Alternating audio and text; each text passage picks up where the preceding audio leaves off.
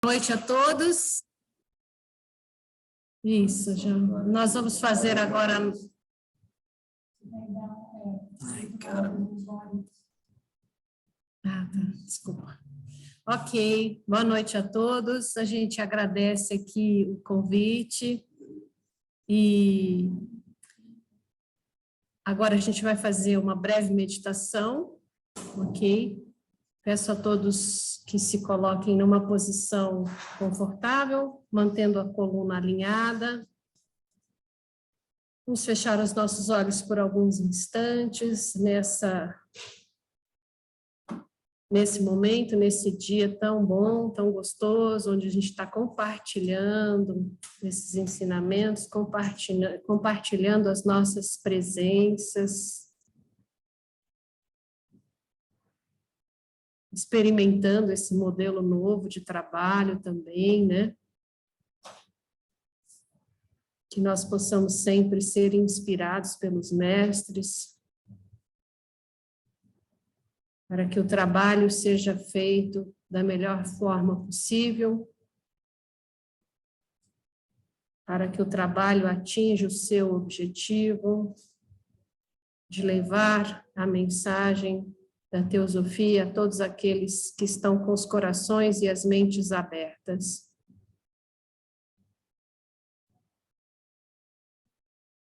Que através desse espírito de serviço, de entrega, de doação, nós possamos manter sempre a chama do verdadeiro propósito do trabalho teosófico. Mantendo os olhos fechados, o alinhamento da cervical com a sua coluna. Vamos observar a nossa respiração.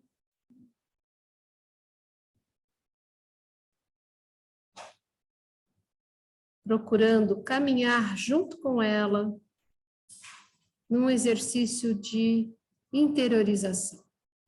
A cada inspiração, mergulho no meu centro, no centro do meu coração,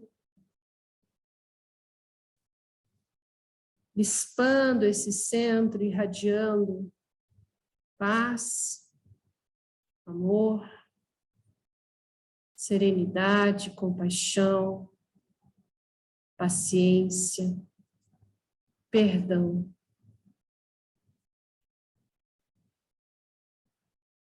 Alimentando esse centro, que é o centro cardíaco, com todas essas virtudes que acabamos de falar. Que possamos ser essas virtudes.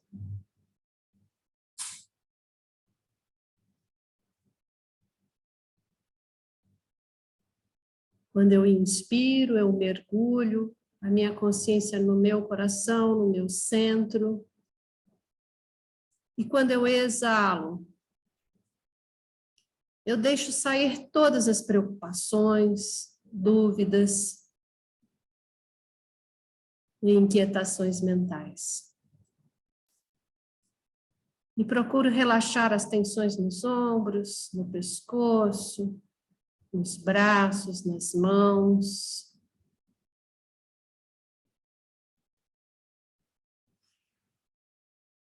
Prolongando na exalação.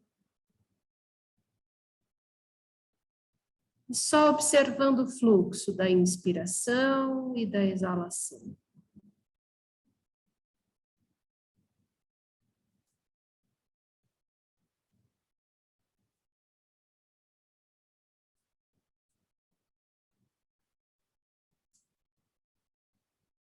Quando eu inspiro, eu me acalmo. Quando eu exalo, eu entrego e relaxo.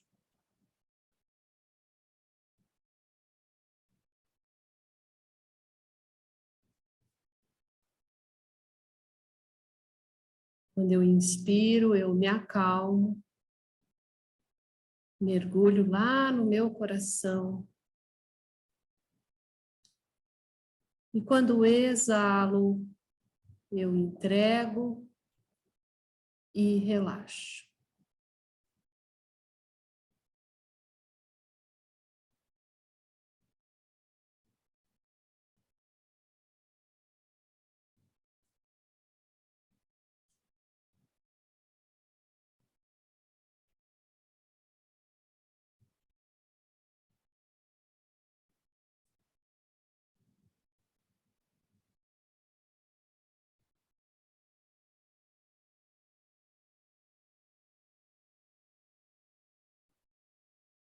Quando eu inspiro, eu me acalmo.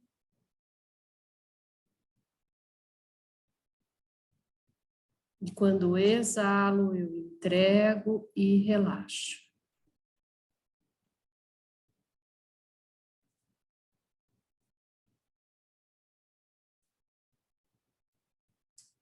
E confio nessa entrega.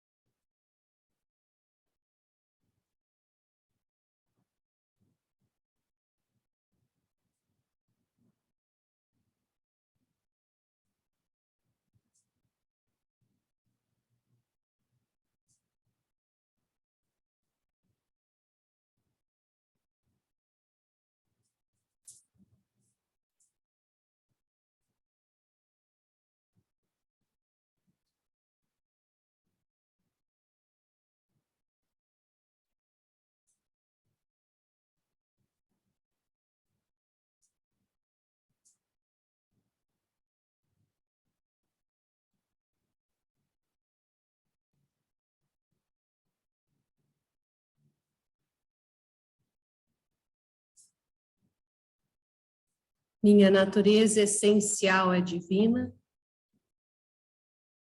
e se manifesta como luz, paz e amor.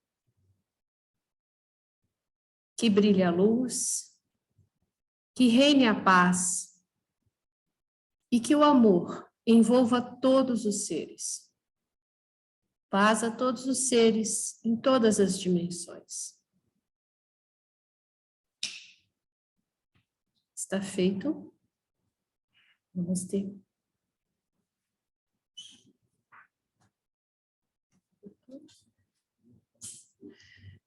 Dando sequência aqui agora, nós vamos fazer a abertura dos trabalhos da loja, ainda em postura, em atitude de meditação. Nós vamos ler aqui a abertura.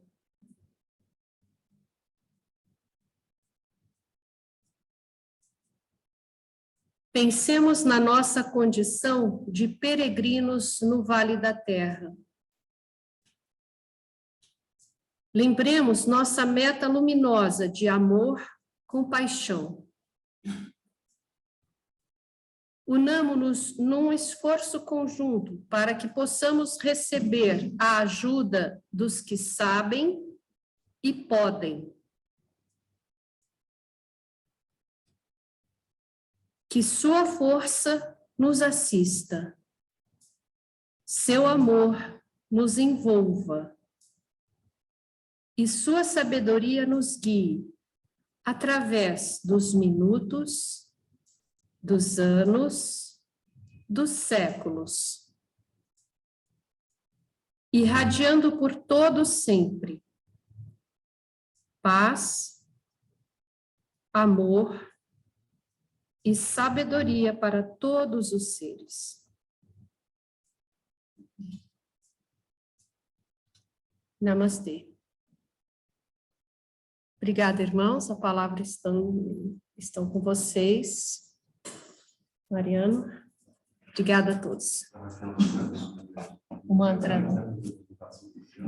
Isso. Se a Raquel quiser conduzir agora e fazer a apresentação do Mariano, fica à vontade, gente.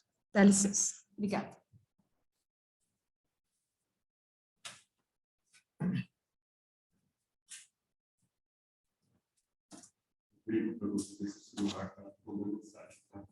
Tá. Vê se dá para tirar isso aqui daqui. Não. Rodrigo, seria bom se vocês conseguissem gravar aí também no próprio computador do Mariano, porque a minha internet aqui está instável. O nosso irmão Luciano, que é de fora também está gravando, mas seria bom se alguém da loja também, aí da loja Fênix, pudesse gravar. É só colocar para gravar, tá? Aí vai ficar salvo no próprio computador do Mariano. Eu estou tentando achar o botão para gravar aqui. É lá embaixo, do lado do compartilhar a tela, ou do share screen, não sei se está em inglês ou português. Stop, security. A Sandra sabe, não sei se ela está aí por perto. Record, ou se você vai nesse computador, vai nessa máquina, senão na nuvem de quem assinar. Melhor no computador. Ok. Ai, diminui. Por que você não diminuiu? Ok, isso. Então, essa é a inversão. Tá legal.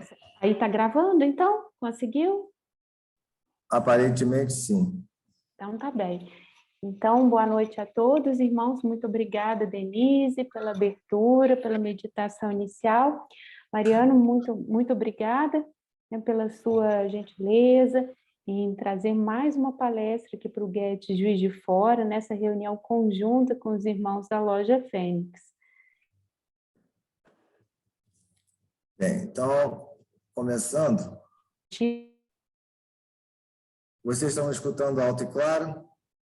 Positivo. Tá certo.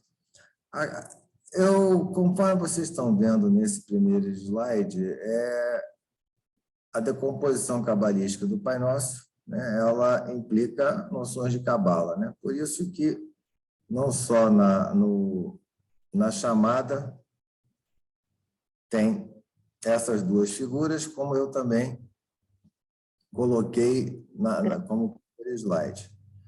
Vamos começar com uma coisa que eu chamo de pensar cabalístico, tá? O que é esse pensar cabalístico? Antes disso, vou dizer o que é a cabala. É a mística ocidental. Ela pode ser hebraica ou cristã. São as 10 manifestações da divindade. Na realidade, são 11, se você contar com Da'at, que é a não Séfira, né? Interligadas no que se chama a árvore da vida, conforme vocês viram antes naquele slide anterior. Né? Vocês estão vendo aqui que aqui é totalmente interligado essas diversas coisas aqui. Essa árvore, né, ela é um símbolo relativo, não um símbolo absoluto. Este glifo aqui, tá vendo? Este glifo aqui, ele representa 10 estados fundamentais e a relação entre eles. Mas para a gente ter uma ideia disso, é bom a gente ter uma ideia do que é o pensar cabalístico. Tá? O que é o pensar cabalístico? Vamos lá. A essência de cada objeto, de acordo com a lei da triplicidade, né, são as coisas tríplices que tem no mundo. Aí você vê Pai, Filho e Espírito Santo, uma série de coisas são tríplices. Se manifesta, antes de tudo, por esse ternário. Né? A primeira manifestação possui, como o próprio objeto, que imaginamos integrado, o caráter neutro, andrógeno. Então, aqui você tem, quando não tinha um nada, então a primeira manifestação tem esse caráter aqui neutro, andrógeno. Tá? E aí, esta constatação é suficiente para poder determinar o tipo de triângulo formado pelas 3 manifestações iniciais. Então, você tem aqui o caráter neutro, tá? A segunda manifestação tem um caráter ativo e a terceira, um caráter passivo. E se você for ver as 4 letras sagradas do judaísmo, da palavra de Deus, você tem Yod, Ré, Vó, Ré. Mas antes, o Yod ele se origina num ponto, por isso que você está vendo esse ponto aqui, que se rebate aqui. Então, você tem o ponto, o Yod. Por que o Yod? O Yod, vocês podem perceber que ele tem um formato basicamente fálico, e o Ré tem um formato passivo, tá? Então, esse ternário superior, aí que vem como é que eu diria, a crença do judaísmo e a crença da cabala, que esse ternário superior, ele se rebate em 2 ternários invertidos, tá? Então, você tem esse triângulo ascendente e aqui você tem 2 triângulos descendentes. E isso tudo se reflete aqui. Eu vou explicar melhor um pouco, né? O sistema inteiro ele vai ser sintetizado de um modo completo nessa 10ª manifestação aqui, tá? Essa aí é quando a essência do objeto, então, ela só se manifesta aqui embaixo. Então, você tem aqui, são com diferentes planos que a gente vai ver mais tarde. Então, você tem uma coisa que começa num plano das ideias e vai se concretizando, até se concretizar de uma vez aqui, conforme a gente vai vendo. Vamos lá.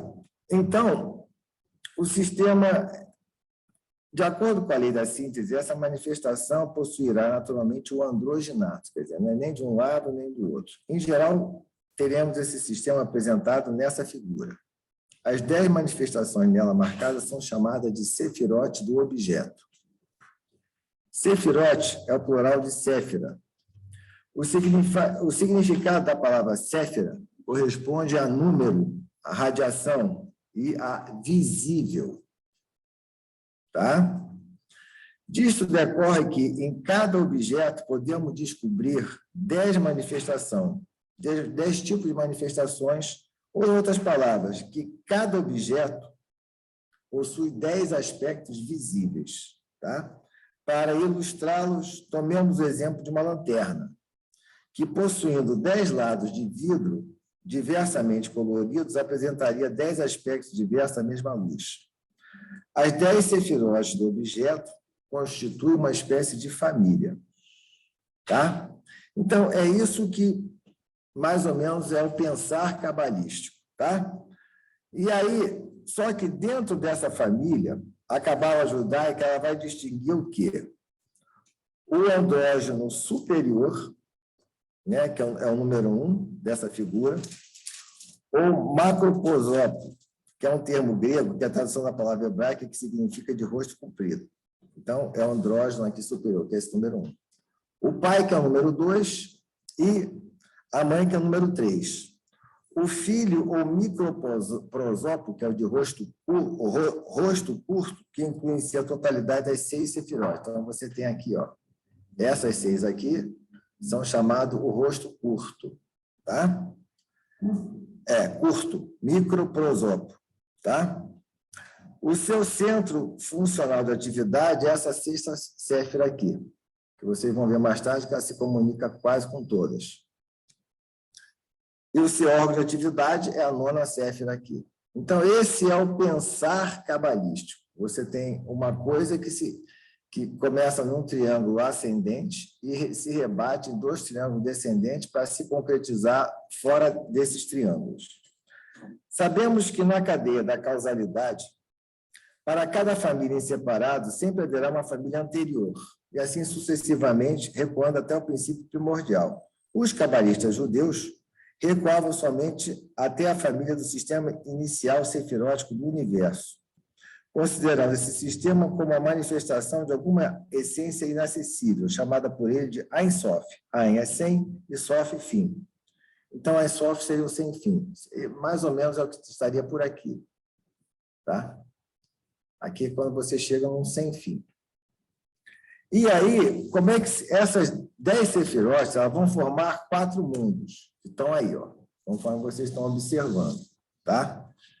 Então, você tem, em cima, você vai ter o quê? O mundo da emanação, tá? Que tem um triângulo para cima, os triângulos para baixo, você tem o mundo da criação, e aqui o mundo da formação, que se manifesta aqui no mundo da manifestação. Então, tudo só se manifesta embaixo, naquele que eu chamei o 10º, né? Que é Malkut. Como vemos nessa figura, o mundo da emanação, que é Olam HaZilut, é constituído pela Séfira andrógena, Keter, o macroprosopo, manifestando-se como convém uma mentalidade equilibrada, por um lado, pela totalidade daquilo a que aspira o conhecimento, a Séfira da sabedoria, a Horma, essa aqui, tá? E, por outro lado, pela totalidade daquilo que pode ser conhecido, que é Binah, a Séfira da razão. Essa última, então, naturalmente, ela vai limitar a Séfira precedente. Então, aqui que você tem, então você vê, quando isso aqui ele se manifesta em Horma, a ideia original, que, por sua vez, ele fertiliza Binah. Então, Binah é a razão, a sabedoria ela é fertilizada, ela fertiliza a razão, é o que deveria de ser, pelo menos, né? Então, no mundo da criação, que é esse aqui, ó, tá? Você tem, de um lado, a Séfira ativa da misericórdia, que é Chesed, ou Gedula, que é essa aqui, tá? E aí, você é o reflexo da aspiração ao conhecimento, ou seja, é reflexo da expansividade da Séfira da sabedoria, Horma. Então, vocês estão vendo, então, que aqui vocês poderão observar que elas vão para baixo também, como se fossem 3 colunas. Então, essa aqui é o reflexo dessa. Gedulá ou Chesed, tá?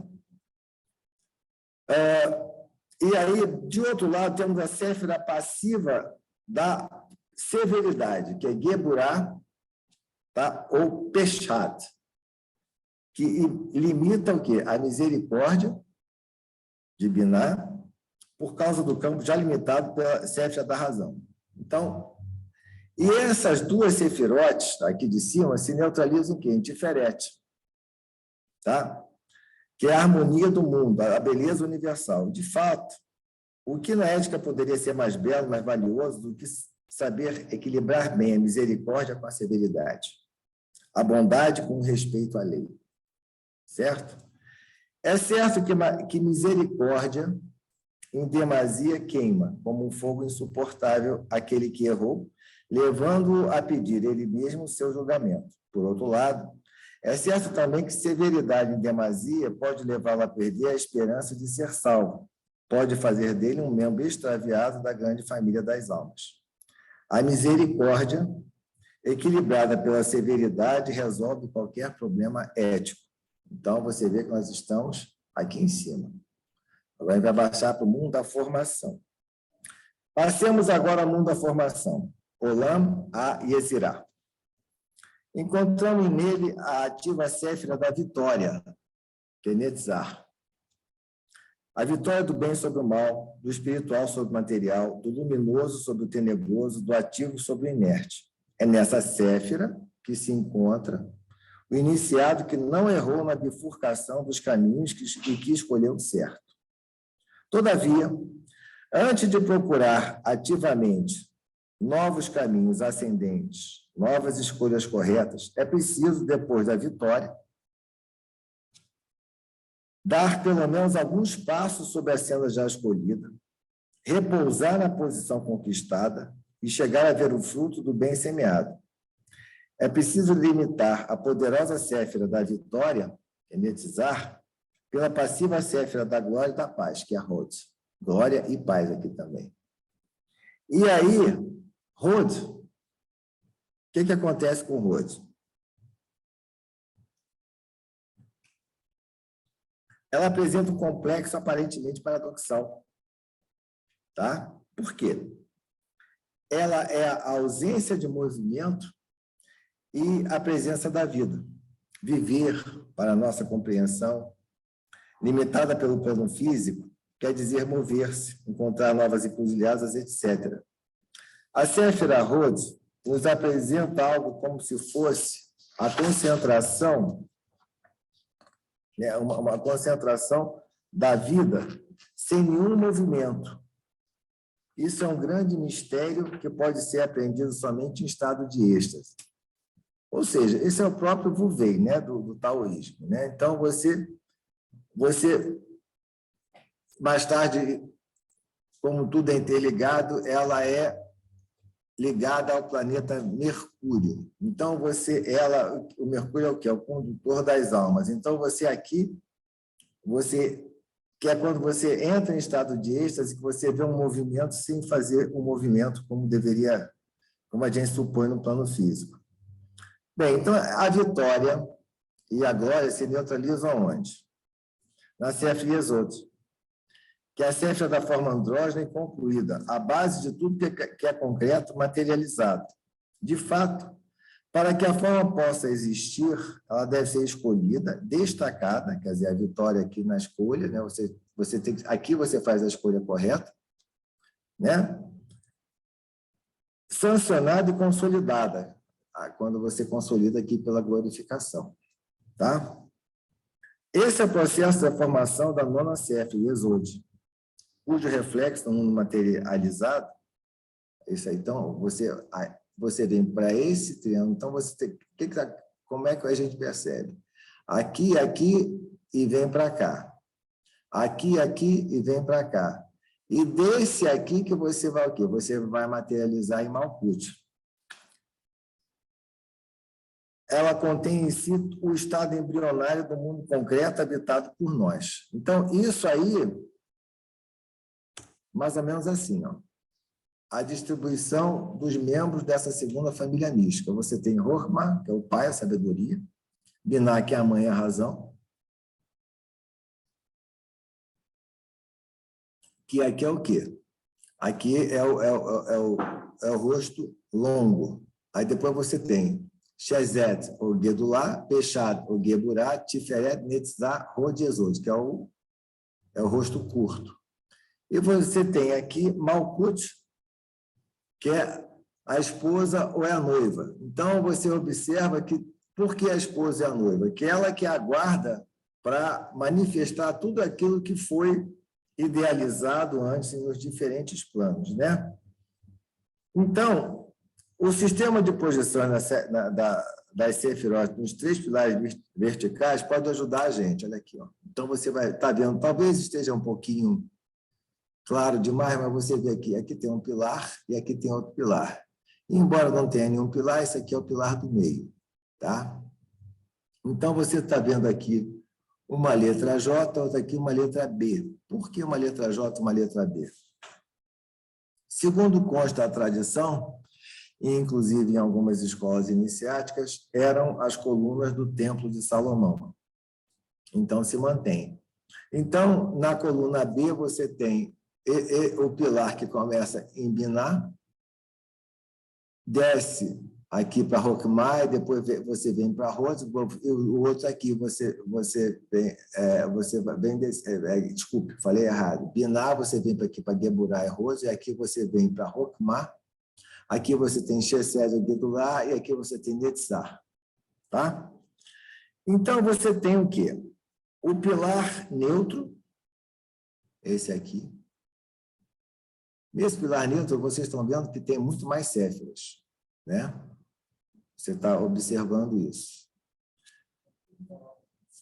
E aí, a partir do momento que você tem esse pilar neutro, você tem o quê? Ele significa o sopro do Logos. Então, porque você tem Keter em cima, então é a grande coroa. Ele projeta-se desde o nome do arquétipo no princípio o quê? Da beleza. Tá? A beleza se reflete na forma e esta no mundo concreto. Então, você vê aqui, ó.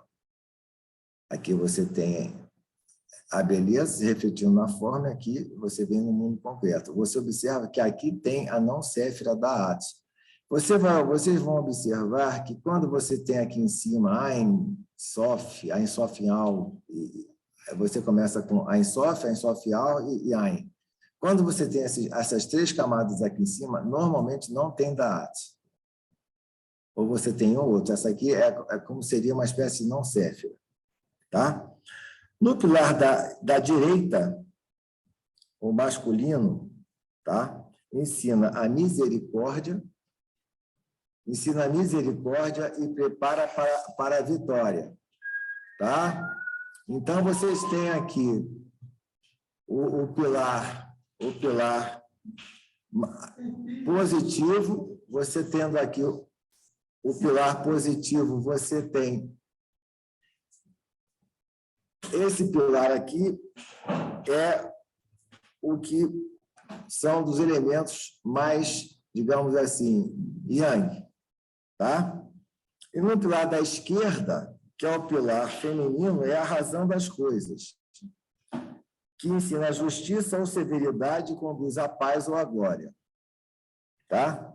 Cada uma das sefirotes da segunda família pode ser analisada, a segunda família é aquilo que eu mostrei antes para vocês. Tá? A segunda família, né, toda essa aqui. Tá? Então, conforme eu estava lhe dizendo, cada uma delas ela constitui um sistema fechado e possui suas próprias manifestações sefiróticas. Essas manifestações, de novo, se vocês quiserem ver melhor esse esquema, vocês podem ver aqui também. Aqui vocês veem mais claramente que você tem o pilar aqui da compaixão, o pilar do julgamento. Então, conforme eu estava dizendo antes, então aqui você tem Binar, aqui o pilar da sabedoria. Então, esse aqui você tem, é um pouco mais completa e mais complexa, porque aqui você tem não só as sefirotes, como você tem a ligação entre elas. E o que diferencia a cabala judaica da cabala cristã, porque os judeus, eles dizem que o que liga duas sefirotes é uma letra hebraica, que são 22. E os cristãos, eles não desprezam as letras hebraicas, mas eles acrescentam os arcanos maiores do tarô. E dentro dos arcanos maiores do tarô, o pessoal que era da ordem da Golden Dawn há uma divergência com os que são de Eteila, por exemplo, mas, enfim, isso é outra coisa. Então, eu estou querendo mostrar aí que aí você tem, basicamente, o esquema mais completo. Então, você tem o pilar da compaixão, e o pilar da compaixão, se você for observar, o pilar da compaixão equivale à coluna J, tá? Jaquim. E o pilar do julgamento ou da severidade, a Boaz, tá? Então, com base nisso, tá? Podemos servir-nos desse sistema como um padrão para analisar os elementos que encontramos nos decursos dos nossos estudos de esoterismo. Agora, eu vou dar um exemplo de magia, que é o plano astral. O papel da primeira família nesse processo será desempenhado pela livre vontade do operador na sua qualidade de pentagrama. Aí eu quero falar um pouco sobre o que é o pentagrama. O pentagrama, ou estrela de 5 pontas, ele representa um ato volitivo, ele representa a vontade do homem. Então, quando você tem um pentagrama, você está ali exercendo a sua vontade, porque é aquela história, o que é uma estrela de 5 pontas? É um homem de pernas e braços abertos, formando 5 pontos junto com a sua cabeça, tá? Então, ao você faz isso, então, esse é a vontade do operador que manifesta-se no pentagrama. Então, A própria, né? Então, como é que a gente vai fazer isso aqui? Você vai entender melhor. A própria ideia, deixa eu botar esse aqui dá para você, talvez dê para vocês verem melhor. Deixa eu botar aqui a certa, tá? A própria ideia da sugestão, no que quer que seja, corresponderá à Keter desse esquema. Essa ideia, contendo em si a concepção da manifestação que queremos obter, será o quê? A forma do processo, tá?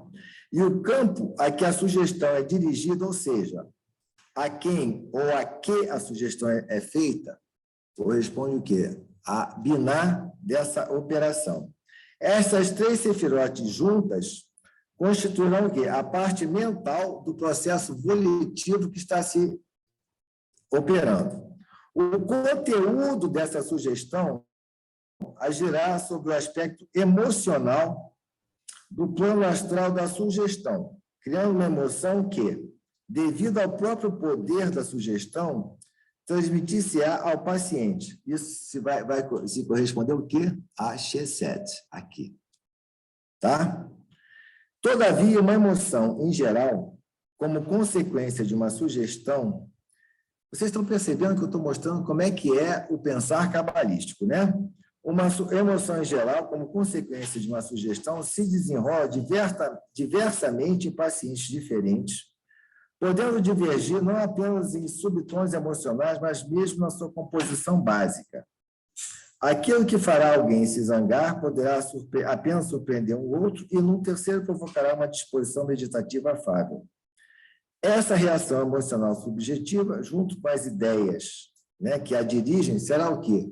Será gêbora, tá? Do processo analisado. Então, você está vendo que você saiu da razão e você foi para a emoção. Essas duas sefirotes, que são aqui, ó, X7 e gêbora, tá? Devem ser naturalmente neutralizadas por sua tiferete, isso é, pela imagem geral da totalidade emotiva do processo. Então, vocês estão vendo que ela concentra a imagem emotiva do processo. Então, um processo mágico qualquer, você começa com a mentalização, depois você tem que ter aquela carga emocional nele que se concentra em tiferete. Perceptível pela mente do operador como desenrolando-se no presente, não no futuro. Tá? Passemos agora a parte da sugestão relativa à forma. Como é que isso vai tomar forma? E aí você vem para cá. Tá? Netzar da operação será tudo que constitui um impedimento na transmissão da sugestão e que deverá ser vencido, por isso que ela é a vitória, né? Seja na natureza do paciente, seja no seu ambiente. A Séfira Hod corresponderá ao grau da vitória obtida na Séfira precedente, ou, em outras palavras, corresponderá àquilo com que nos contentaremos na realização da nossa sugestão. O exemplo explicará melhor. Sugerindo a um doente que ele pode mover o pé, até então imobilizado, devemos imaginar com qual demonstração de mobilidade nos contentaremos, com qual resultado terminaremos a sessão ou ciclo de cura. Então, isso aí que tem que ficar claro. Então, esse exemplo é interessante. Então, para dizer para um determinado doente que seu pé está imobilizado, mas você pode mover esse pé. Você antes tem que mover o pé dele na sua mente, botar uma emoção naquilo. Então, vamos passar depois para outros exemplos desse tipo de análise. Vamos falar um pouco sobre os caminhos do sistema sefirótico, ou seja, passagens possíveis de uma séfira a outra. Aí, conforme aqui vocês estão vendo, olha, há 22 destes caminhos, correspondendo ao número dos signos do alfabeto hebraico, os cabalistas distribuem segundo esses esquemas que vocês estão vendo aqui, ó. Então, isso é até objeto de uma palestra minha, que para você passar aqui de Rod para Tiferete, o que você vê aqui é o diabo, tá? Aí vamos agora esboçar algum dos processos diabáticos. O que é um processo diabático? Diabático é uma palavra de origem grega significando passar através de métodos que permitem realizar passagens difíceis de uma séfira a outra mediante as sefiroses intermediárias. Esses processos podem ser ascendentes ou descendentes. Vamos tomar exemplo de ambos.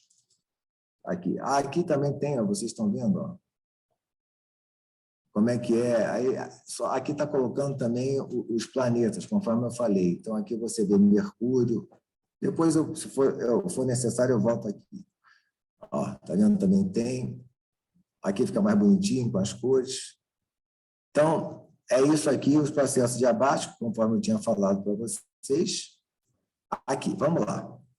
Então, esse exemplo é um processo diabático normal, descendente ou criação de um mundo. Então, olhem bem para os números, tá?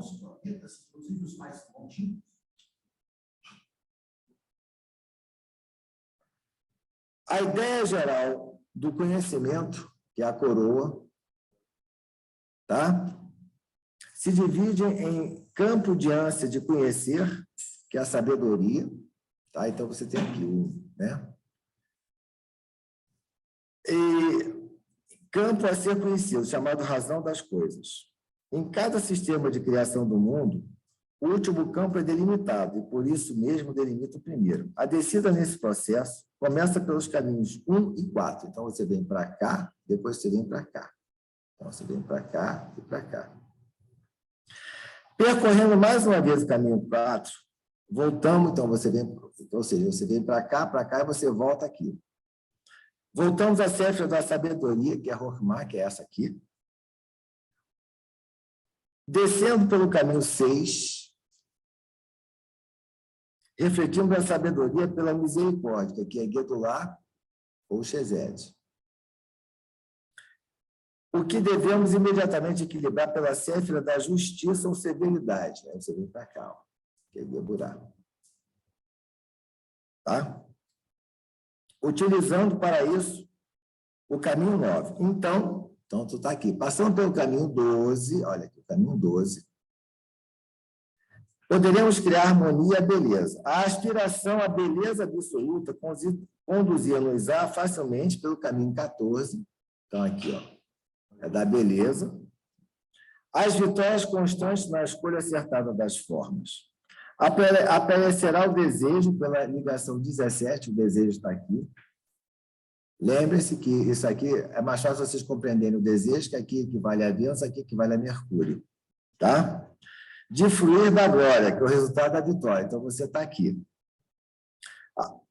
Ou simplesmente desejo de repousar, gozando determinadas figuras, determinadas formas.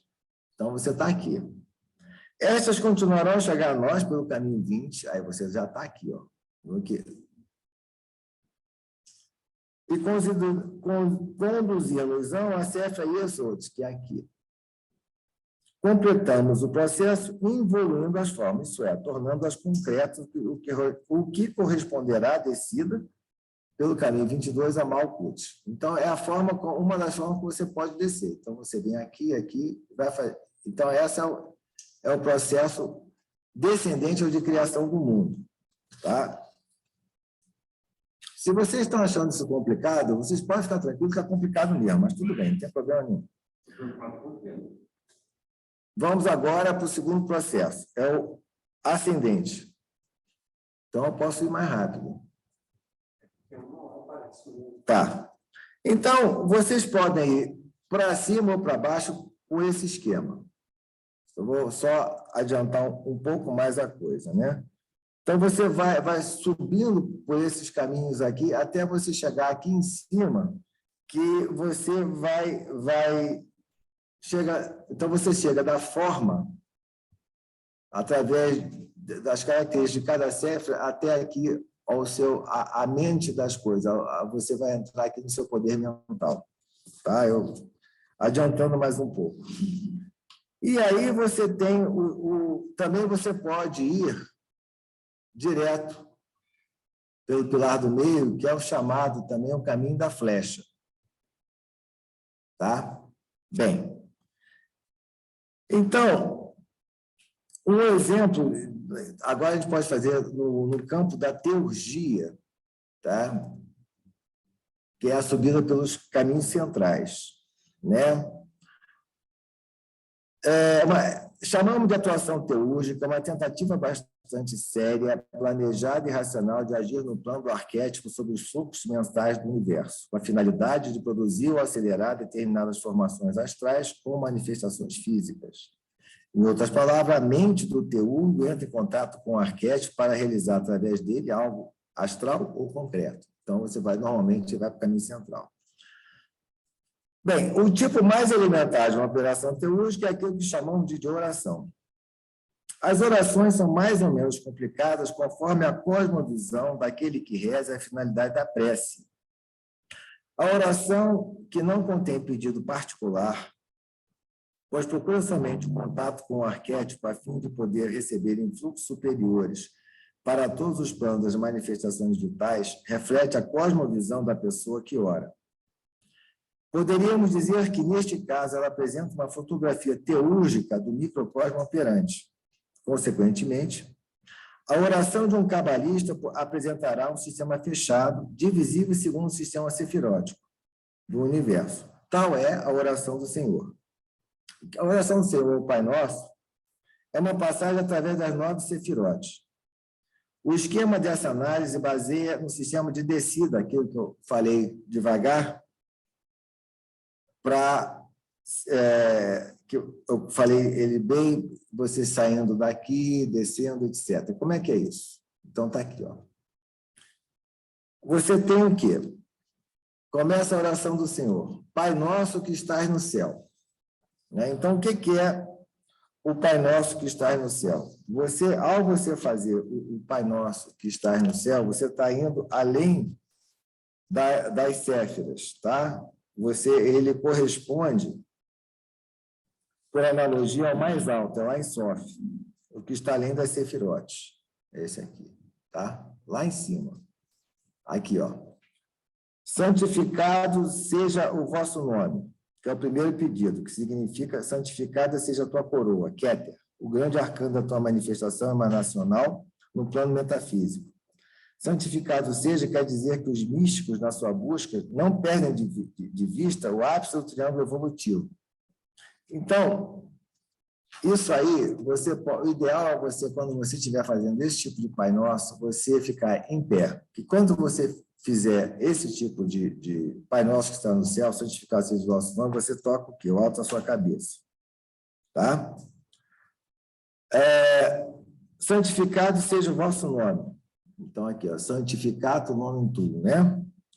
O primeiro pedido que significa santificado seja a tua coroa, eu já falei isso, né? Venha a nós o teu reino. Tá? Então, você está aqui, tá? Adveniat regnum tuum, aqui. O segundo pedido, isto é, o reino da harmonia das forças, Tiferet, tanto no coração de quem ora, como no astral do universo. Então, nessa hora, seria bom você tocar o coração. Que seja feita a sua vontade, está aqui, ó. Tá? Aqui. Fiat voluntas tua sicut in cielo. Que tua vontade seja feita no céu. O terceiro pedido, que significa: inclino-me diante da grande lei de Deus, com o meu mental aspirando a participar da aplicação dessa lei, Biná, que contém em si a razão das coisas. Aí você toca a sua face direita. E na terra, tá? Aí na terra, você vem para cá. Quarto pedido, que quer dizer, na criação astral de manifestações éticas, conforme a lei da Séfira da Justiça, Gébora. Aí você vai tocar o ombro direito. Aqui. Tá? O pão nosso de cada dia nos dá hoje, o quinto pedido. Né? O que é esse quinto pedido? O pão é a possibilidade de conhecer a vida através da forma das experiências de cada dia. Hoje quer dizer, desde a última escolha do caminho até a escolha seguinte. Este pedido refere-se à vida na Séfira Hod.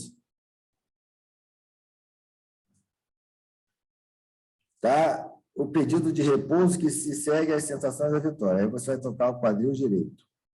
E perdoai nossas faltas. o sexto pedido, que se aplica a nós o princípio da sabedoria expansiva, que é a Horman, aqui, ó. Aí você tocaria a face esquerda. Assim como nós perdoamos aos nossos devedores, que é o sétimo pedido, que isso possa se refletir em nosso corpo astral como misericórdia para com o nosso semelhante, tocar o ombro esquerdo. E não nos deixeis cair em tentação, que é o oitavo pedido. Livrai-nos dos encontros demasiadamente frequentes com as provas da Sefer Netzar. É aqui. Tocar o quadril esquerdo. Tá? Mas livrai-nos de todo mal. O nono pedido dizendo, e mesmo livrai-nos do contato frequente com os clichês que poderiam atrair-nos à senda das formas e do astral mais baixo, que é a prova da Sefer Yesod, que é a forma das formas e clichês, que sejam astrais que ficam na gente. Aí, apontar para os genitais. Só que a Igreja Ortodoxa,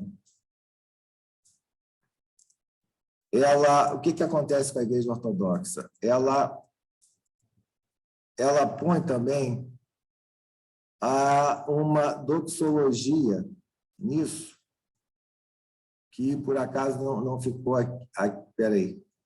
Ela põe uma doxologia nisso aí no final, que pois teu é o reino, o poder e a glória. Isso é o triângulo inferior. Você tem aqui Malkut, tá?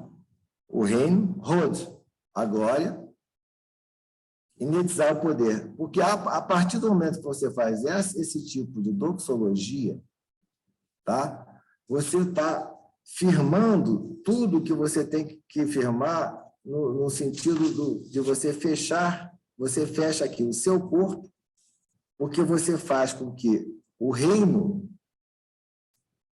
você oferece ele à própria coroa, ao próprio Pai.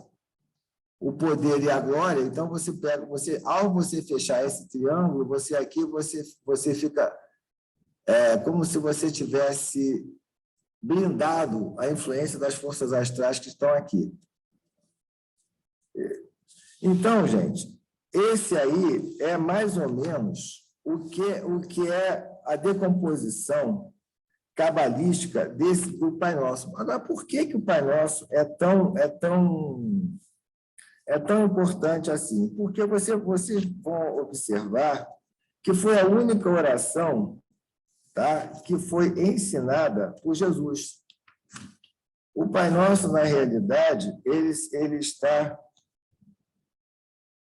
está em como é que eu vou lhe dizer?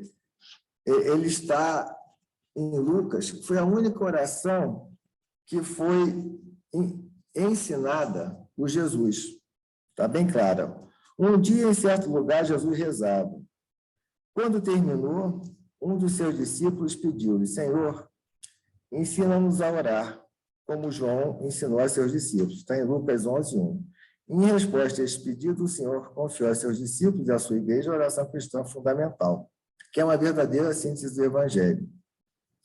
Essa oração que nos vem de Jesus é realmente única. Ela é, entre aspas, do Senhor. Pelas palavras dessa oração, o Filho único nos dá as palavras que o Pai lhe deu. Ele é o mestre de nossa oração. Por outro lado, como Verbo encarnado, ele conhece em seu coração de homem a nossa necessidade e nos revela. É o modelo de nossa oração. Não há oração mais importante do que o Pai Nosso, porque ela brotou do coração de Jesus.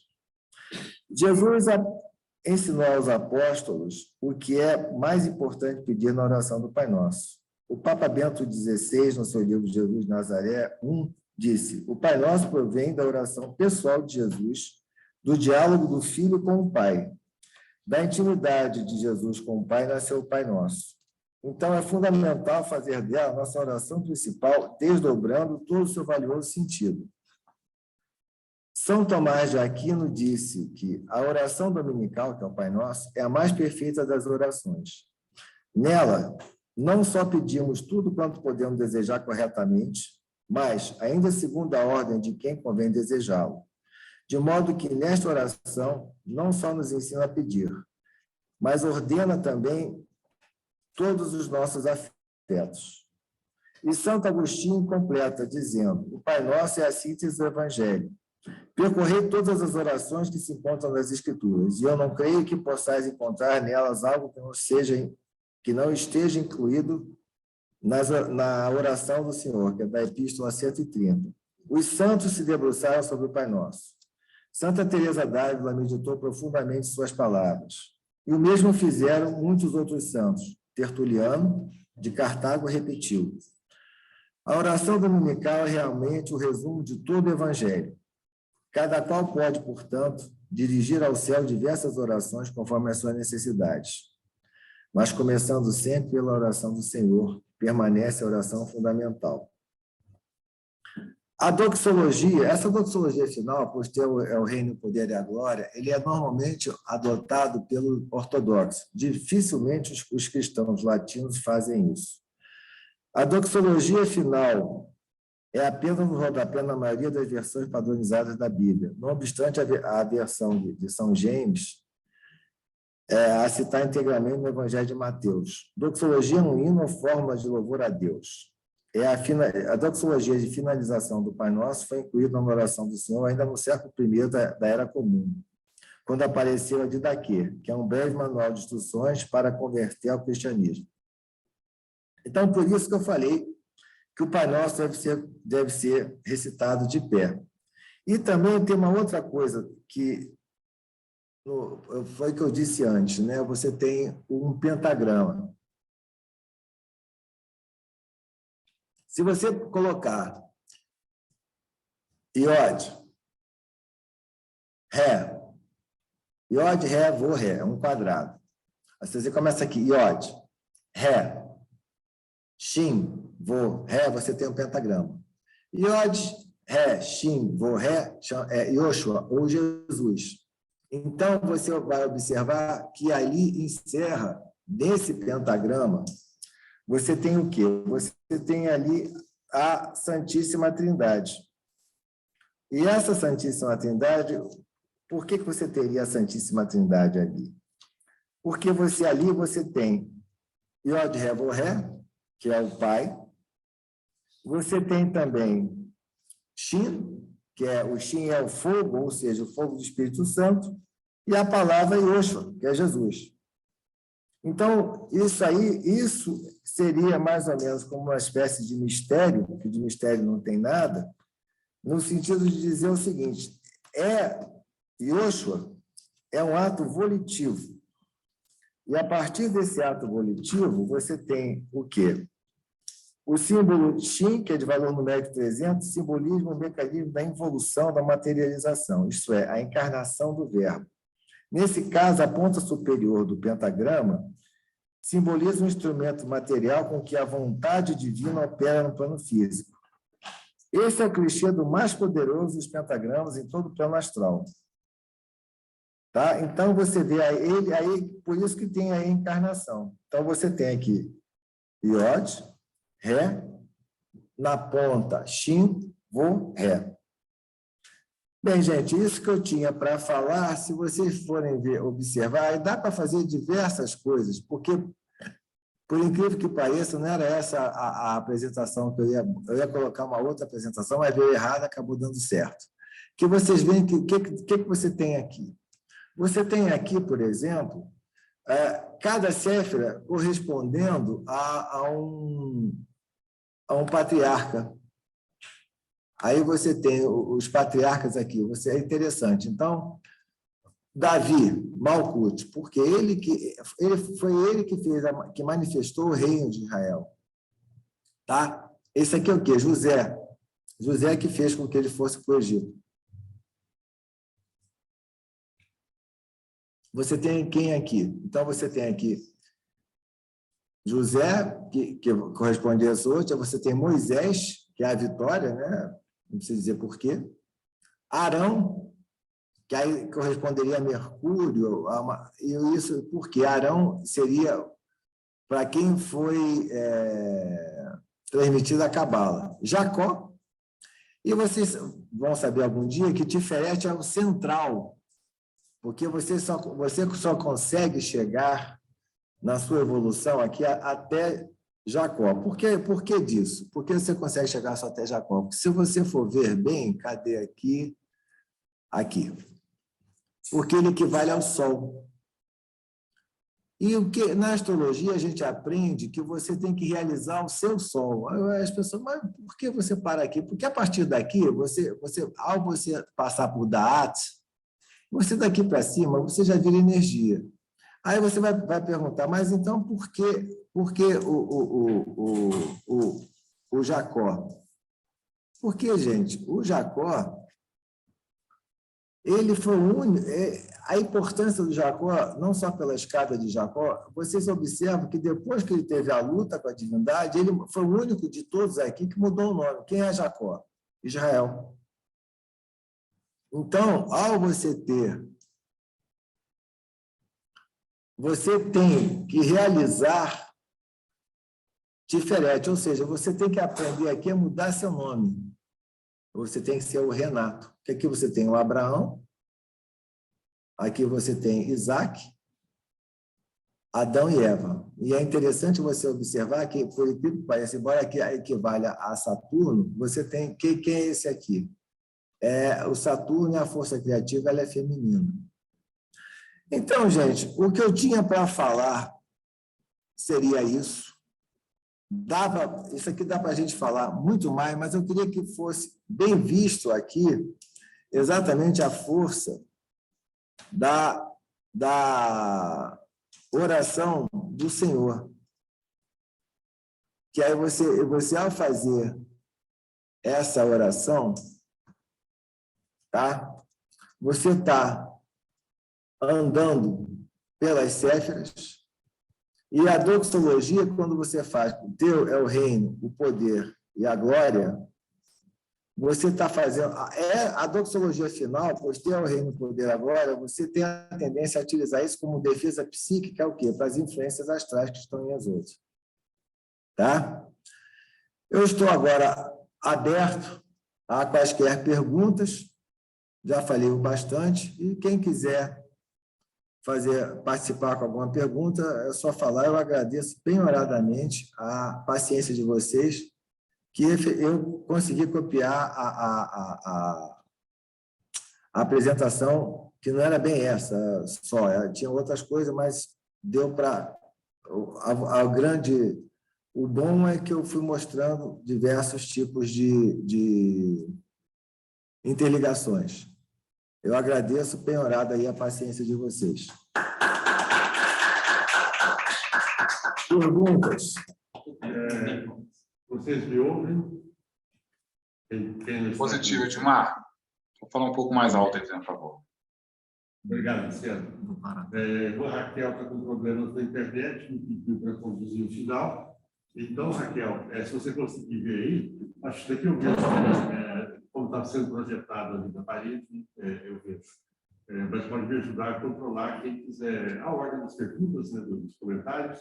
Então, está aberto. Primeiro, agradecer ao Mariano, pela pesquisa, desse é um assunto que o Mariano estuda muito, de Cabala. Eu comecei pela pesquisa, pela elaboração do material e pela exposição. Tá? E aí, então, os irmãos que estão aqui, eu mesmo e os que estão também online, né, estejam à vontade para fazer seus comentários e as perguntas.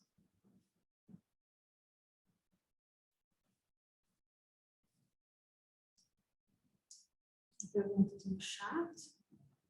Tem no chat? Tem no chat perguntas? Eu tô vendo... Não, só parabenizações no chat. Bom, eu tenho uma pergunta. Qual que é o melhor livro para iniciar esse estudo?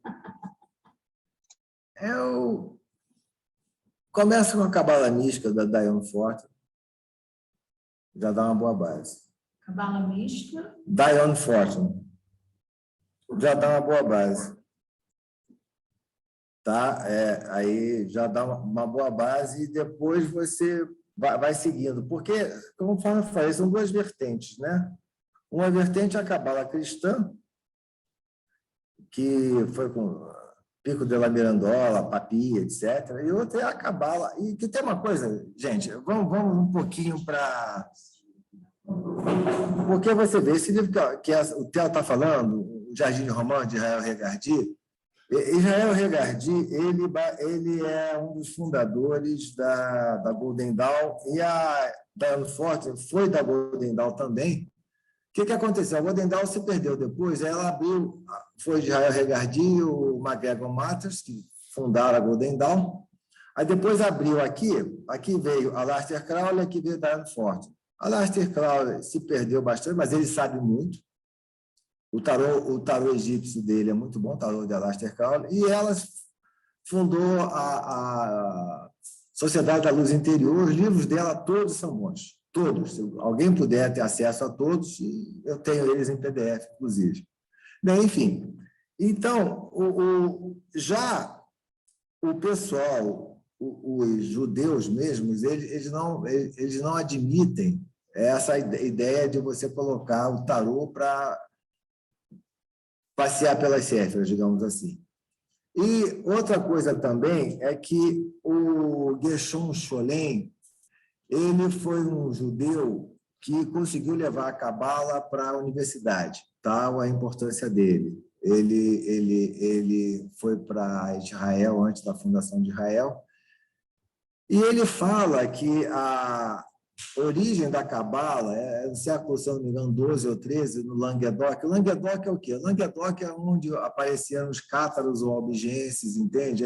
O Languedoc tem toda uma mística em torno dele, no sul da França. E agora, só que acontece um detalhe. Aí, vocês estão percebendo, eu fiz questão de botar o Pai Nosso, que é um pouquinho anterior ao século XII, aliás, né? O século 0 ou século 1, né, foi quando nasceu Jesus, não podia ser a origem dali.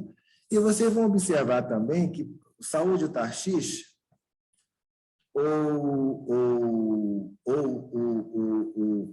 Paulo, ele era discípulo de Gamaliel, que era cabalista.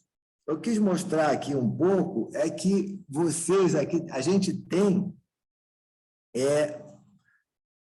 toda uma explicação sefirótica de uma oração que, se você for ver o Gershom Scholem, que é historiador, não podia ter existido. Então, efetivamente, teoricamente, quem começou quem pegou o ensinamento esotérico, o Cabala, foi Arão, irmão de Moisés. Tá? Só que antes eram estados místicos, era a visão do carro de Ezequiel, que eles chamavam de Merkabah, e que tem até hoje. Em determinados tipos de meditação, é como se você entrasse, quem gosta de geometria sagrada, é como se você entrasse numa pirâmide, numa antipirâmide, você fica no meio, você pega, ou então você pega essa estrela de 5 pontas. A estrela de 5 pontas, se você pega um quadrado e bota o quadrado, em vez de ele ficar desse formato assim de quadrado, ele ficar mais dessa forma aqui, você vai ver que você pega uma estrela de 5 pontas, um quadrado, quer dizer, não é bem um quadrado, é um dado. É um cubo. Falei errado, é um cubo. Aí você pega o que une aquela coisa no cubo, dá uma estrela, não sei se de 5 ou de 7 pontas, e ali, aquela que é a Merkabah. Por ali, você vai em outros mundos. Está entendendo? Tanto que tem algumas computações gráficas que estão no YouTube, é só você entrar a viagem na Merkabah, e realmente aquilo era o que ia. Então, é a visão do carro de Ezequiel, que é a Merkabah. Então, você vai passando por diversos palácios. Porque vocês pensam que aqueles palácios interiores da Santa Teresa d'Ávila não é uma coisa original. Isso faz parte da tradição. Tá? Então, é isso que efetivamente é o que existe. Ou seja, não começou na Languedoc, pode ter começado ali os livros escritos. Mas a tradição oral, eu suponho, por esse exemplo que eu dei, da oração do Senhor, que é o que pode, ele é bem mais anterior. Leia aí a pergunta da Margarete. Luciano, você poderia ler a pergunta? O que ela quer saber? Pedi a explicação do segundo caminho das Séfiras. Será que o senhor pode esclarecer isso melhor? Ela não perdeu, não. Simplesmente eu não falei, ela não perdeu. Por conta do tempo. Entende, Margarete? Por conta do tempo, porque qual é o segundo caminho? Vamos lá. O primeiro caminho é quando você vai descendo, tá? Na árvore da vida, tá? Aí você sai é o processo de você. Agora, o processo de subida, quando você estudando o mundo concreto, que é o reino, você alcança a séfira das formas. Se você é que eu não estou com ela, já saiu agora um pouco Quer compartilhar de novo? Compartilha de novo, que eu vou mostrar para ela. Bota qualquer. Bota aí, peraí. Só um segundo. Bota aí. Então, vamos lá. Para você ter uma ideia... Não pode deixar isso aí. Então, vamos lá. Vocês, de uma forma mais concreta aqui, deixa eu só botar ele para não ficar... Aqui, vamos lá.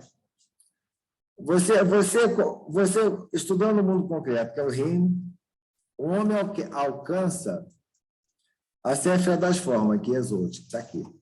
Tá? Isso é, ele não mais necessita manipular o denso, pois passa a manipular em sua imaginação as formas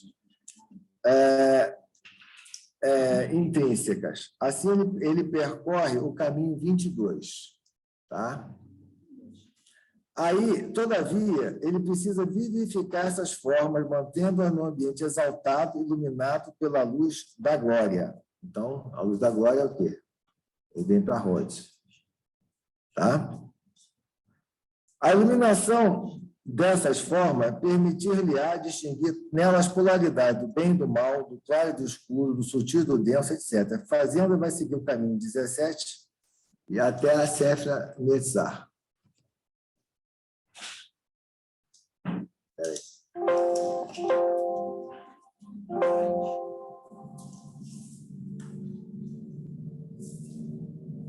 Tá?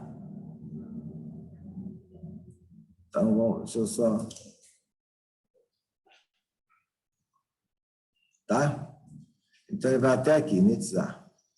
Tá?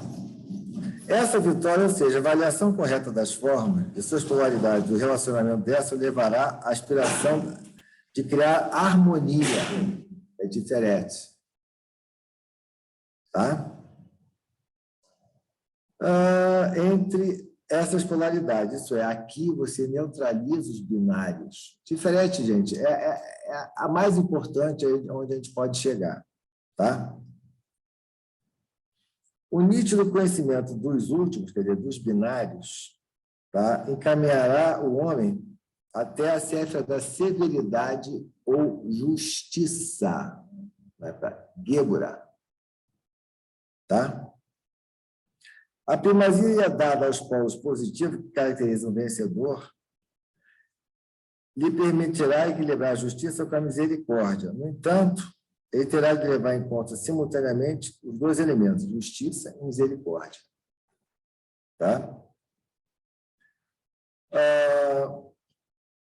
No entanto, ele terá de levar em conta os dois elementos. Isso obrigará a voltar pelo caminho nobre da justiça para compreendê-la plenamente. Então, ele fica aqui, vai e volta até compreender plenamente o que ele está fazendo. Tá? Como sendo um severo respeito à lei. Meditando sobre a lei, tá? Descobrirá que a edificação dos esquemas do universo ordenados estritamente conforme a lei determina o finito das esferas materializadas. Isso transportará a séfira da razão, é binar. A meditação sobre aquilo possível de ser conhecido fará comparar o mundo subjetivo com o mundo objetivo, conduzindo, sem que perceba, pelo caminho 4, essa aqui, essa séfira Orma, que é a procura do conhecimento. Daí, levado por sua aspiração à sabedoria em geral, ele entrará com facilidade no caminho 1, levando ele à séfira Keter, a coroa do poder mental. Para além dessa coroa, podem existir apenas tentativas de captar um raio de luz eterna da primeira família. Então, agora está aqui, que você não tinha escutado, até porque eu não tinha falado. Eu espero que você conseguiu diminuir a dúvida ou aumentou? Acho que aumentou, mas tudo bem. Mas ajudou bastante. O que eu quis aqui, gente, é fazer com que, se aprendesse ao pensar cabalístico, ou seja, a coisa começa no plano das ideias, de um triângulo para cima, vai se refletir em 2 triângulos para baixo, até se manifestar no plano físico. Ou seja, ele mostra que tudo começa além do plano das ideias, é numa coisa que está tomando forma, vai ficando mais denso paulatinamente até chegar no plano da forma malcútica, o plano que a gente está. Mais alguma pergunta? Algum comentário? Tem que sim, do Theo Tonenal, livro ótimo, Um Jardim de Romance, do Israel Regardinho, eu já comentei ele, que foi um dos fundadores da Golden Dawn, ele junto com o MacGregor Matters. Ele era ele era um excelente ocultista. Principalmente esses comentários aqui no chat. Israel Regardinho tem um livro dele só sobre a Golden Dawn, que descreve os rituais, etc. Eu tenho uma pergunta para Mariana. Pergunte. Tem que falar mais alto? Está me ouvindo? Está ouvindo a Sandra, Luciano? Só falar um pouquinho mais alto, Sandra. A questão é, Mariana, você comentou na questão o judaísmo é ligado à numeração, as letras e as palavras, elas têm uma composição numérica, né? E aí você chegou até o 22 dentro da Sefurá, né? Da árvore lá. E aí eu fiquei imaginando aqui, quando você apresentou aquilo, como a composição numérica pra gente, é infinita, né? A questão Não, são 22 letras.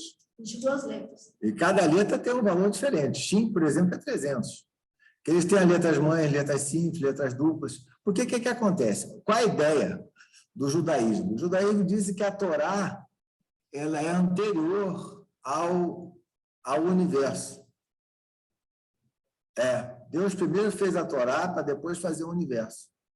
Porque para os judeus, quando eles copiavam a Torá, tinha que ser, eles entravam antes da meditação para escrever a letra, aquilo ali, cada letra teria um significado. Então, você vê, por exemplo, algumas letras, né, que você começa, Aleph, Beit, aí aí o Shin, por exemplo, que tem uma lenda, né, que o judeu tem um humor bastante sutil, né? Aí o Shin falou, não, mas o meu valor, eu não sou dos primeiros, eu sou dos últimos. Não, mas você vai ser o primeiro, porque vão recitar você todo dia. Vão recitar você todo dia aquela Shema Israel. Ouve Israel, nosso Deus é um só, é o Shema Israel, começa com Shin, tá entendendo? Então, e aí o que acontece? Tem uma coisa que é chamada de gematria, isso, tá entendendo? Então, qual é o esotérico dentro da Torá? O esotérico dentro da Torá é o Êxodo. Por quê? Cada versículo, se você soma o número das letras, acaba em 72, que é o nome de Deus. Yod He Vav He dá 72. Então, essa é a gematria. Então, o que você vai nisso é infinito. A partir do que a especulação, eu acho que algumas vezes é meio vazia, porque vocês observaram esses mundos. Aí algum disse, não, mas pode ter esses mundos todos dentro de cada série. Aí fica, não sabe, lembra-se aquelas discussões no Império Bizantino de que quantos anjos caberiam na cabeça de um alfinete. Acho que isso não leva a nada. Não posso fazer a pergunta? Chega mais perto. Aqui, Fica aqui perto dele. aqui perto. Aqui assim, tá bom aqui. Duas perguntas rápidas, vou colocar rapidamente. Uma é o seguinte, não seria mais lógico, quer dizer, Jesus queria falar para o pessoal entender, o pessoal daquela época entender, mas não seria melhor a gente, por exemplo, se a gente fizer, por exemplo, tiver que fazer uma oração de Pai Nosso, ao invés de dizer Pai Nosso que estás no céu, dizer Pai Nosso que está em todos os locais do universo, em todo o universo, inclusive dentro da gente? Acho que essa é uma pergunta. E a outra pergunta é a seguinte, como seria possível a Torá ser mais antiga que o universo? Porque, inclusive, o universo não é só 13,7 bilhões de anos, como teria havido o último Big Bang, não. Porque tem o Big Bang, depois tem o Big Crunch, né? Big Crunch. Então, o universo não tem só 13,7 bilhões de anos. São centilhões e centilhões de milênios. Como é que poderia ser, então, a Torá mais antiga que o universo? Eu queria entender isso. Bem, vamos responder a primeira pergunta sua.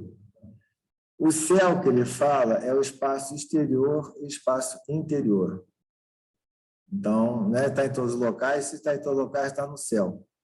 Porque quando fala Pai Nosso que está no céu, o que você, se você prestou atenção, é no Ein Sof, é além do universo. Quando entra em santificado seja o seu nome, é aí que ele entra em Keter. Então, ele primeiro, o céu, é porque não tem outra forma de dizer.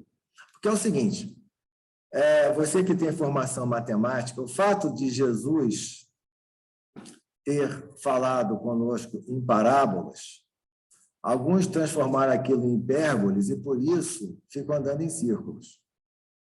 Tá? Ou seja, não chegam a lugar nenhum. Então, esse Ein Sof é o que está além. Se está além, o que está além, ele engloba tudo. Começa daí. Antes do universo chegar na mente de Deus, é isso que ele quis dizer. Chegou primeiro a Torá.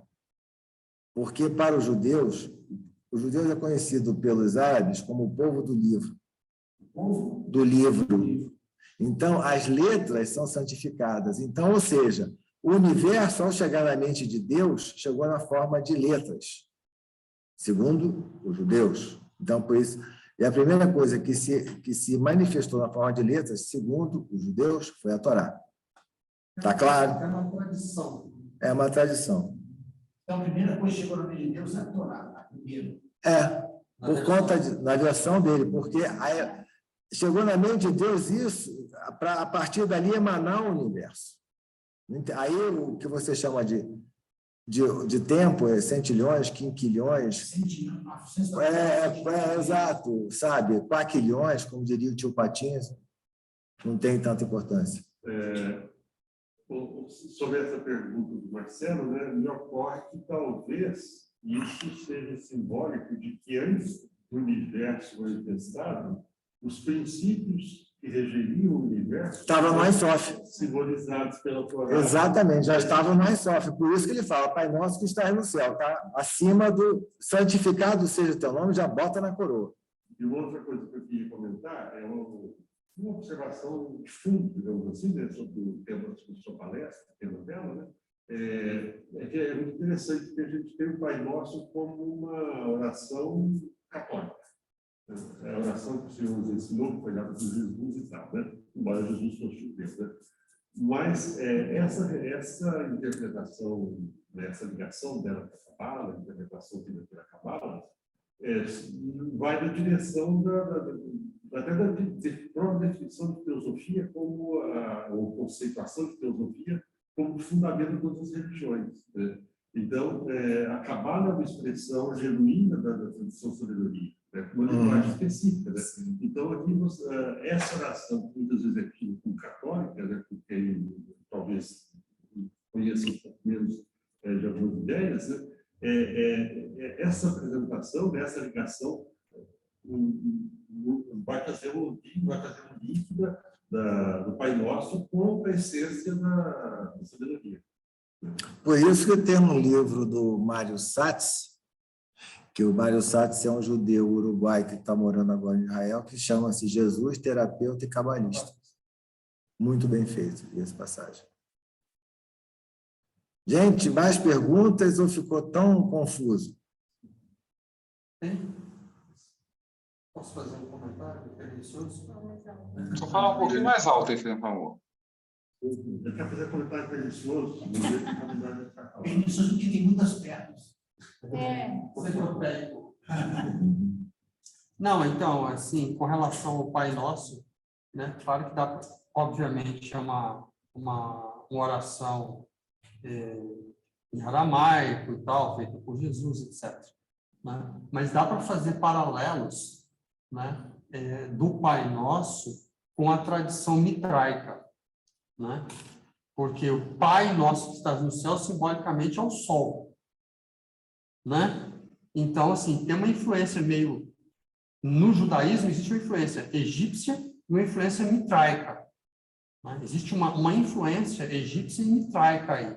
Então, dá para, se você pegar o Pai Nosso e comparar ele com alguns ditos mitraicos, vai se perceber que tem uma ligação bem forte, vamos dizer assim, com relação ao mitraísmo, né? Que fala no Sol, Mitra, é um mito solar, Jesus é um mito solar, e a história do pão também, do pão, do vinho, que é consumido também na ceia mitraica, né? Que os padres depois disseram que o diabo tinha instituído no passado esse ritual, que seria a missa, nos mistérios mitraicos, para dizer que os cristãos copiaram de Mitra depois. Então, de volta para o passado, né? O diabo fez o de volta para o passado para criar um ritual no mitraísmo que os cristãos iam copiar depois, né? Então, assim, mas é evidente que há uma ligação nessas tradições. Porque o que acontece? Eu acho interessantíssimo algumas escolas ditas iniciáticas, né? Se alguém viu a minha palestra sobre o Arcano 15, o Eteila disse que aquele tarô egípcio dele eram de figuras que estavam nas pirâmides, que ali era todo um processo iniciático, e que queria dizer isso, aquilo, outro. Só que ele escreveu isso 10 anos antes dos hieroglifos serem decifrados por Champollion. Então, aquilo ali foi apenas parolagem flácida para acalentar bovinos. Está entendendo? Então, o que eu observo nisso é que é muito simples. E outra coisa, originalidade, em termos de religião, de modo geral, não existe muito, não. Alguns pensadores ou outros vão se copiando porque, na era axial, ou seja, entre 800 e 200 a.C., que foi uma era, Karl Jarker chamou de era axial, que foi um período que formatou o nosso pensamento filosófico e religioso. O axioma básica não faz ao outro que não quer que façam com você, mas as ideias foram se comunicando, são bastante interligadas. Isso é tema de uma palestra minha que está, acho que na TV Super, eu não sei, ou na Sociedade Teosófica. E aí vocês vão vendo que o judeu tem uma coisa bastante interessante, ou seja, a língua hebraica é uma língua sagrada. O hebraico é sagrado, tanto que ele falava aramaico, ele só falava hebraico nas ocasiões que eles estavam dentro da sinagoga, certo? Só que sinagoga é uma palavra grega. O arcanjo maior da Cabala é Metatron, além do trono, por sua vez é uma palavra grega. Então, o que acontece? Os limites, aí tem um livro muito interessante sobre os limites da helenização. As coisas vão se intercomunicando. É bem provável que a gente caísse de uma forma mais positiva, ou seja, algumas influências egípcias chegaram até nós através do judaísmo.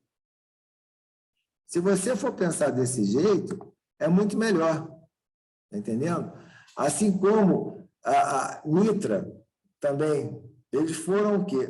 Há uma amálgama de coisas. E isso aí que gera a riqueza de toda uma religião comparada, e você vai vendo as bases. Ok? Mais alguma pergunta, gente? Tem mais uma pergunta que está aqui no chat, e aí eu vou, inclusive, pedir licença para o retirar, que eu não tenho que ir ao mercado, e talvez fosse interessante que a gente fechasse a integração 8.5, né? Tá?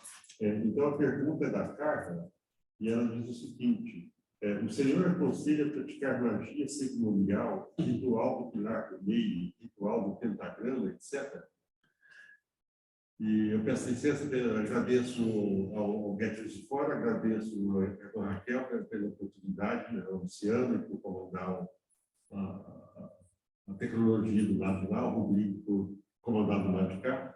E obrigado a todos, parabéns, Mariana, obrigado também a você. E eu preciso me retirar, que eu tenho que fazer mercado e vamos um pouco, tá? E deixa vocês voltar feliz. Qual é o nome dessa pessoa que perguntou? Carla, dá para eu ver você? Pois é. Então, Carla, vamos lá. Você está com uma blusa clara, certo? Se eu disser para você que a sua blusa é preta, você vai dizer que não, que você está olhando a blusa. Agora, se eu disser para você que a sua aura é cinza, você não vai ter como contra-argumentar. O problema é o seguinte: a partir do momento que você faz determinados rituais, você desperta algumas coisas do inconsciente. E as portas do inconsciente, uma vez entreabertas, não fecham mais.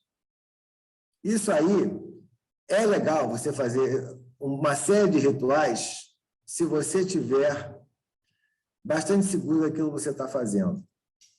Está entendendo? Porque, eu vou lhe dar um exemplo.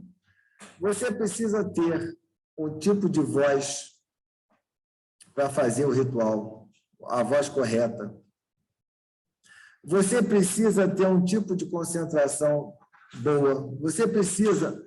Por que você acha que Saturno é o último planeta que você consegue ver a olho nu? Porque ele tem aqueles anéis. O que quer dizer os anéis de Saturno? É o círculo não se passa.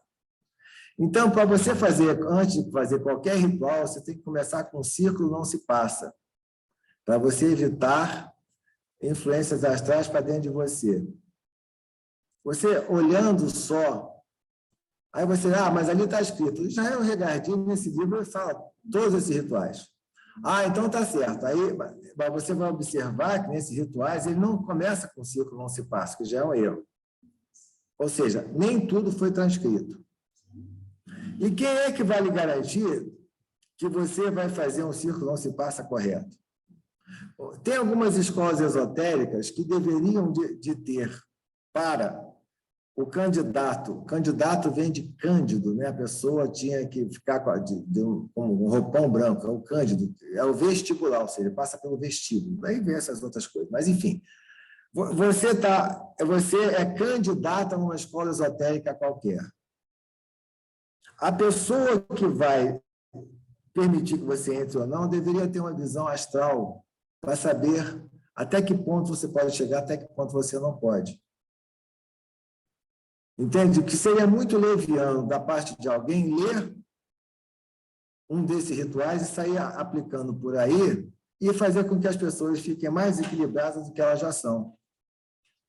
Por isso que você, por exemplo, você observou que essa oração do Senhor, que eu coloquei aí, que é o Pai Nosso, já tem todo o ritual mágico que, em princípio, não tem tanta contraindicação. E é isso que é importante. Entendeu? Eu não sou contra, só que os perigos são grandes. Daí você vê quem? O exemplo que nós temos do Aleister Crowley, que se perdeu. E olha que ele participou da escola Golden Dawn propriamente dita. Então, isso que eu falei do círculo não se passa, já tinha lá, que a primeira coisa que você tem que fazer é isso. Através do círculo... Agora, você fez um círculo, para você chegar no círculo não se passa, você tem que ter um certo grau de concentração. Eu aconselho você a comprar primeiro o livro do Muniz Sadu, chamado Concentração, para você ir desenvolvendo a sua concentração. Um exercício simples de concentração. Se você tiver um relógio em casa que tenha de parede, tem um ponteiro dos segundos, vê quanto tempo. Se você consegue 2 minutos ficar olhando só o ponteiro dos segundos, é quase impossível. Principalmente a nossa mente agora, que se distrai com muita facilidade. Está entendendo? Ficar só olhando para aquilo ali. Então, fazer um ritual desse, se você faz mal feito, você entreabre as portas para determinadas influências que talvez você não saiba lidar com elas. É esse só que eu tinha vontade de falar. Mais alguma pergunta? Mais algum comentário?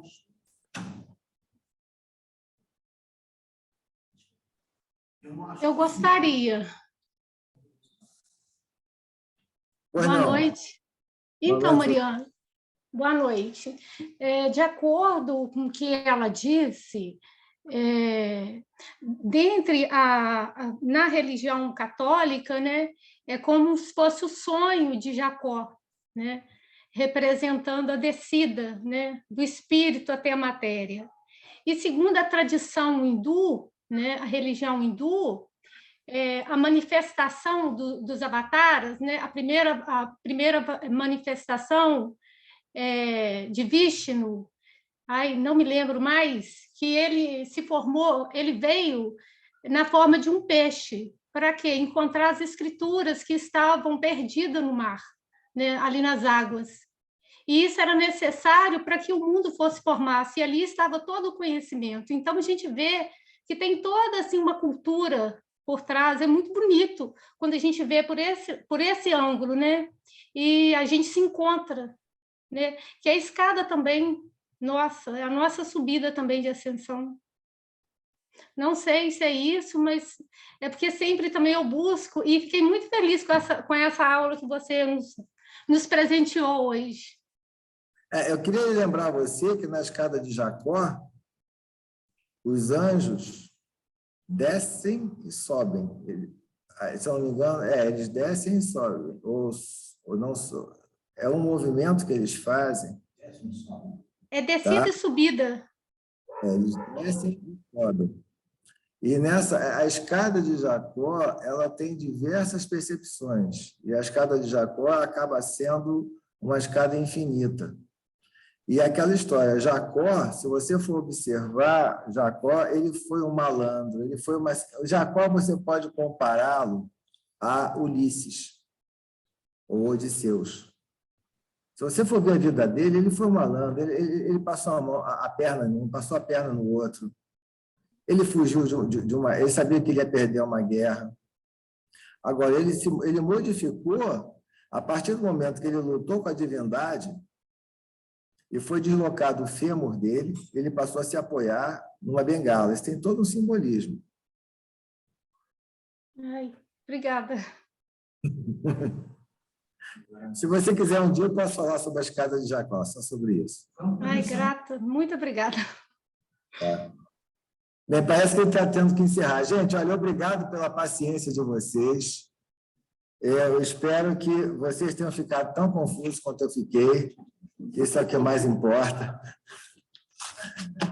Tá certo? E eu vou passar agora para a Denise. Mais uma vez, obrigado. E não se esqueçam de tentar depois fazer o Pai Nosso em pé, tocando cada local. Tá bom? Deixa eu sair daqui. Gratidão, Mariana.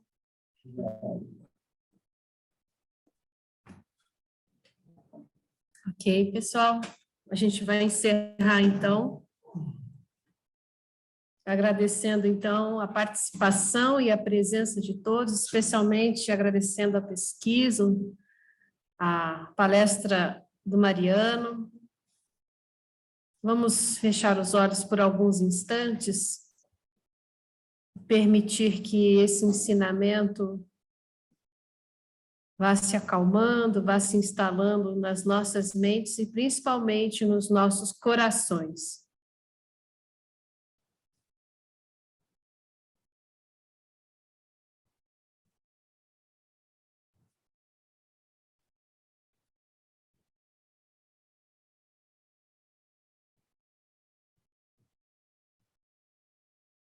Guardemos silêncio nos lábios, amor no coração e paz na mente. Que as sementes aqui colhidas sejam amanhã os frutos de nossas vidas. que juntos possamos sempre ser uma fonte de inspiração nas trevas. Que o nosso viver seja a realização do Dharma. Nosso renascer, um esforço de libertação. Nossa morte, uma porta para a iluminação. Nosso retorno, a testemunha da compaixão universal, do amor que sempre vence.